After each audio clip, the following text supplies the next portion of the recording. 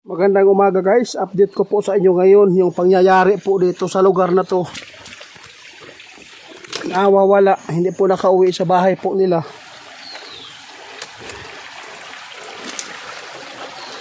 Pinahulaan na po magsasaka dito. Dahil po ay nawawala, hindi po nakauwi sa bahay po nila.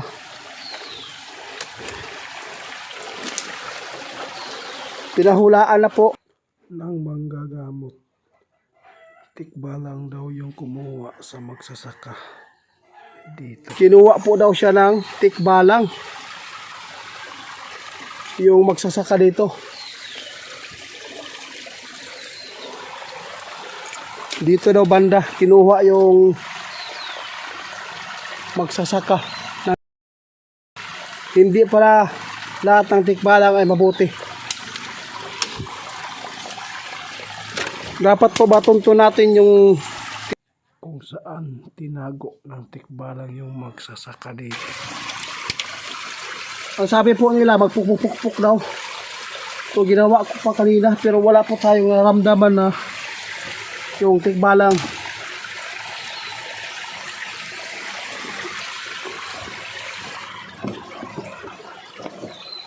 yung mga ahas dito guys.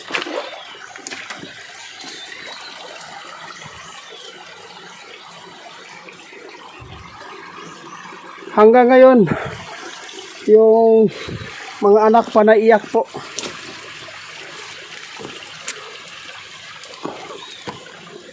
Bakit po nagawa ng tikbalang na kunin yung tao? Ang problema lang po dito kung hindi po talaga nahulaan ng totoo sa manggagamot yung pangyayari dito. Yung tikbalang po daw ay ang salarin ng biglang pagkawala ng lalaking 51 anyos ang edad po. Tabi po.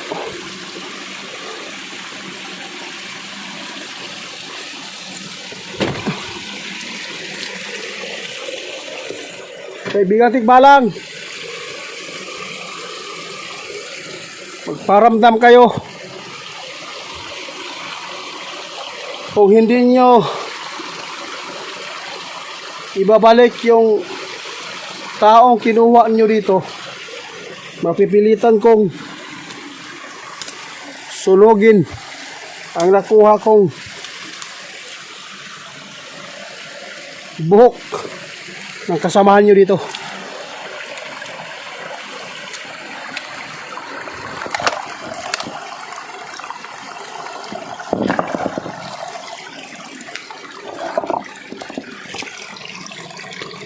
Ano ito?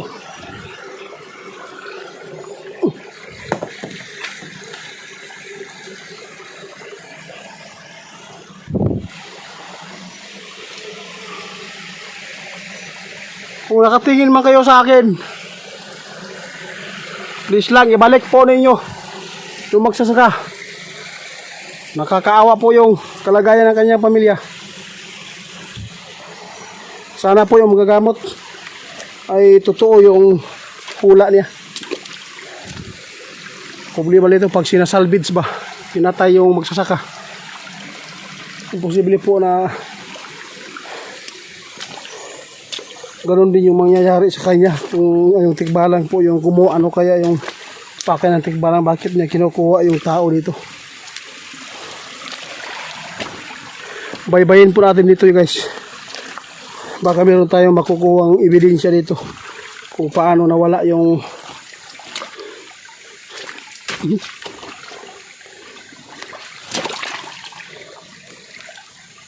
magsasaka dito.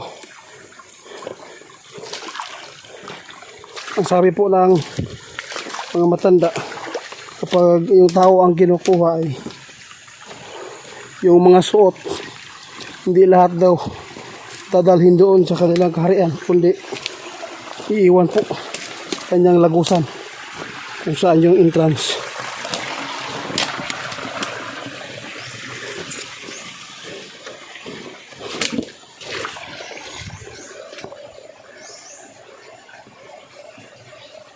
Pakinggan mo niyo guys. May sumusunod sa atin tikbalang yata to. Na hindi natin nakikita. Sinusundan tayo guys. May mga apak-apak po na naririnig natin dito sa may bato.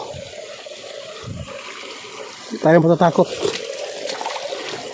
Kung gagawin nila yung hindi maganda sa atin, susunogin natin yung buhok para sila ay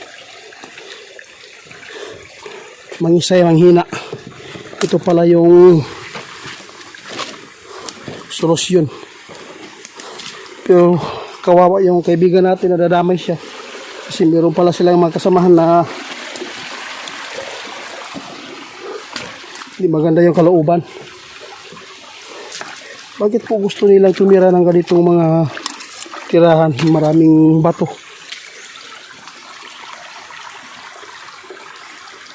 Nakakaawa po yung magsasaka. Sana po no, yung hula ng manggagamot sana ay magkatugma. Kasi yung mga tao baka daw sinasalvage, pinatay yung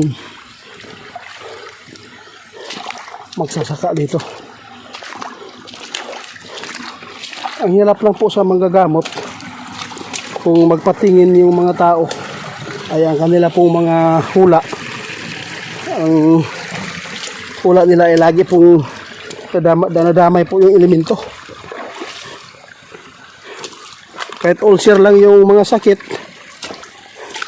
may ibang mga hula dyan eh. Kahit ulcer lang yung sakit, tapos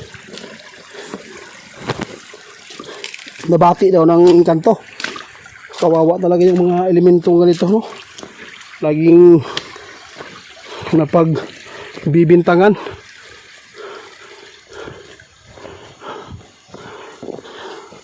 Ito yung pinunta natin dati guys, kung saan yung entrance ng Tikbalang.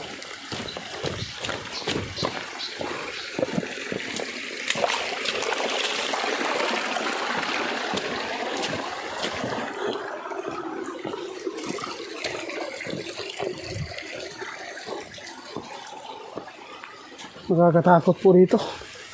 Mag-isa lang po tayo, pero kapag malapit ka lang sa Diyos ay hindi talaga tutubo yung takot ko dito. Lalo na po elemento lang.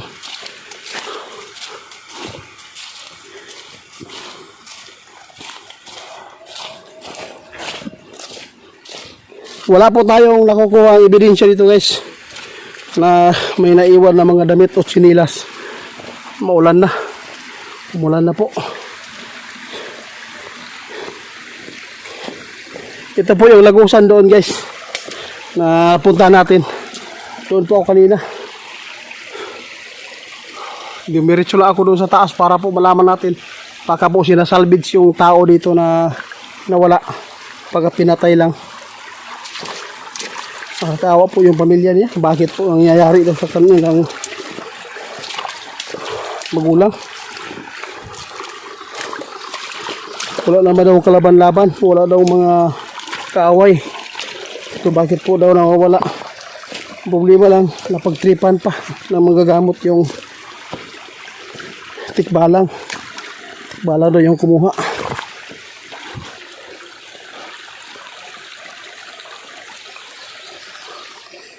Ano natin siya matutulungan kung ganito naman yung area. Wala naman tayong pruwiba po dito. Sige, tagsubay-subay aning sapa. Wala pong area dito na ano tataguan ng tikbalang. Ganito po talaga ang sa akin na ito. Subay-subay na ito sapa para natin makuha ng mga gamit ba sa nawala ng tao.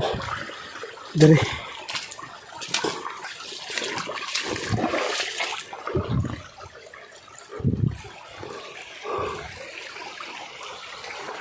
Sumusunod Sumusunod.